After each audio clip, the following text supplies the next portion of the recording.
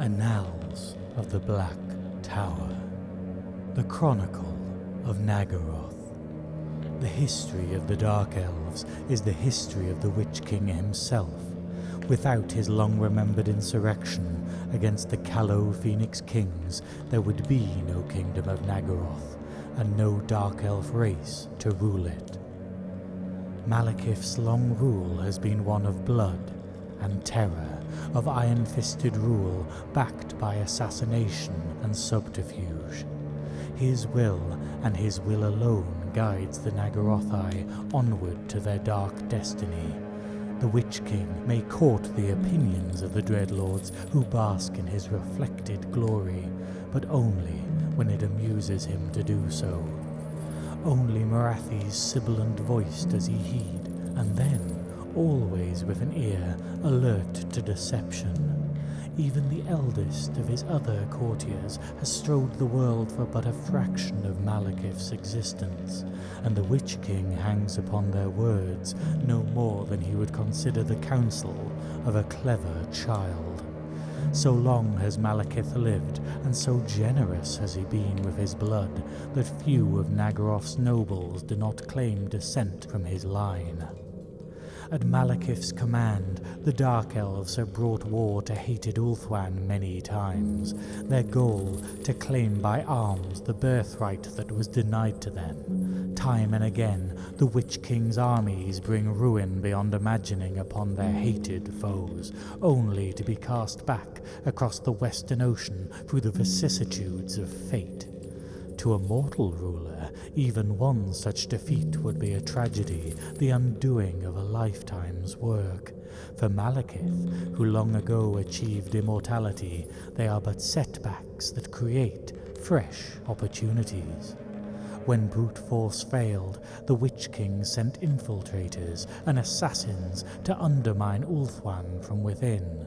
When subversion did not yield lasting results, Malekith reached out to other realms, bribing their armies to make war in his cause. To date, Ulthuan has endured every attack, but has each time paid for its survival with slaughtered warriors and ravaged kingdoms.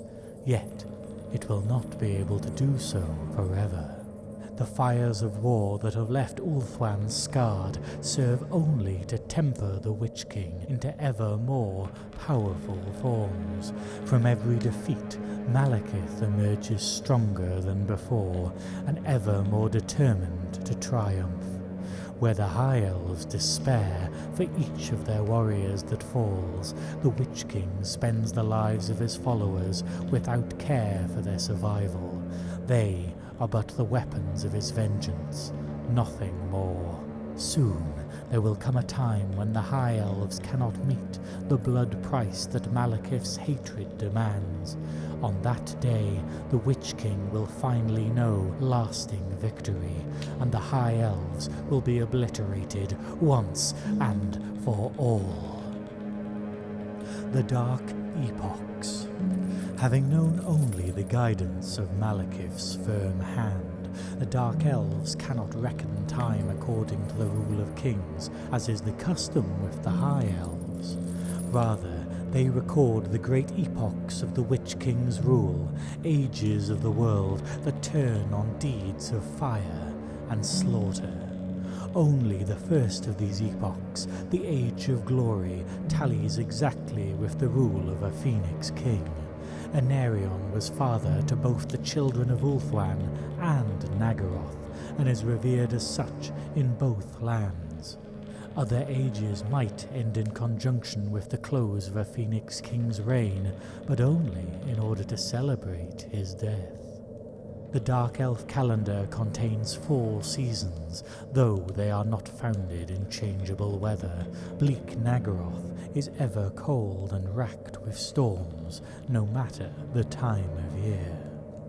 Dark Elves therefore dedicate the seasons, blood, despair, decadence, and savagery to their 4 most worshipped deities, respectively Cain, Ereth Kaial, Atharti, and Anathrema.